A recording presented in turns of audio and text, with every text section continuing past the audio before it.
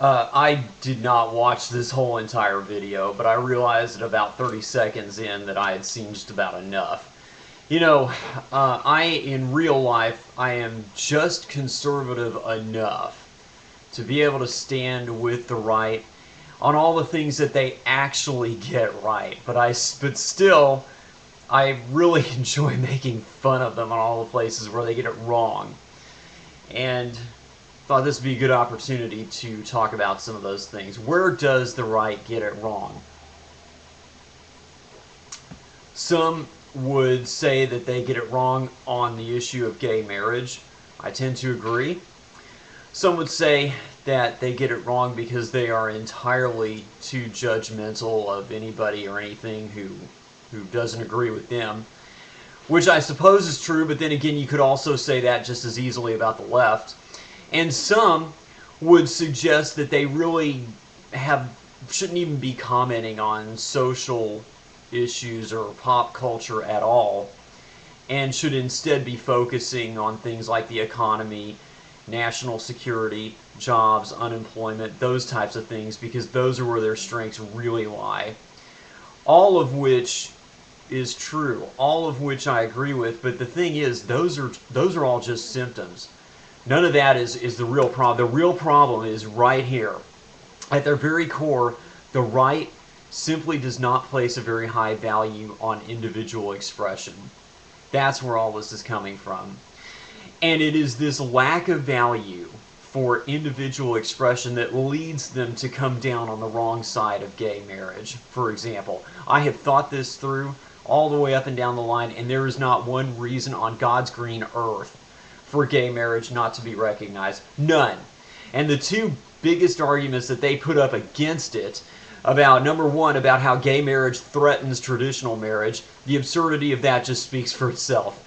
And two, about how no society has ever sanctioned it in all of American history or all of world history. Well, that's just another argument in favor of it.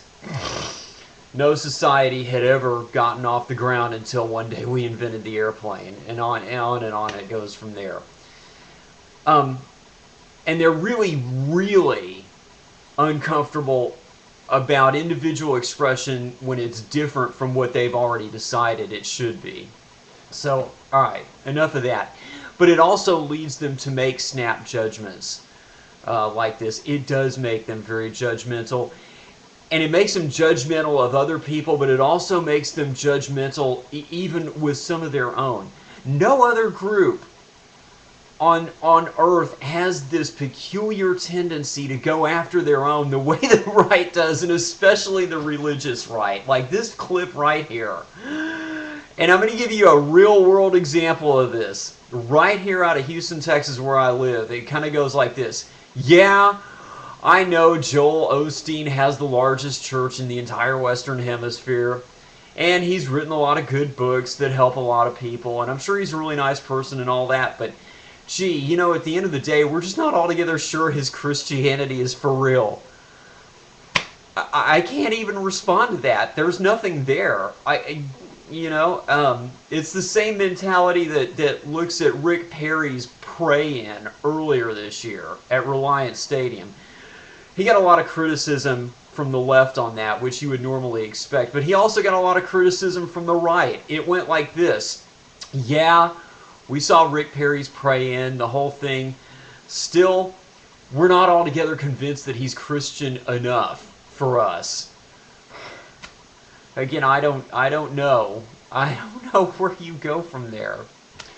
So there you go with that. Alright, so as much as I've just attacked my fellow compatriots on the right, and deservedly so, I want you to stay tuned for my next clip, which will be called Where Does the Right Get It Right? There really are some things. So, I'm just trying to keep it balanced this morning. That's where I'm coming from. I'm calling it like I see it. I want to thank you for watching. I'll see everybody next time.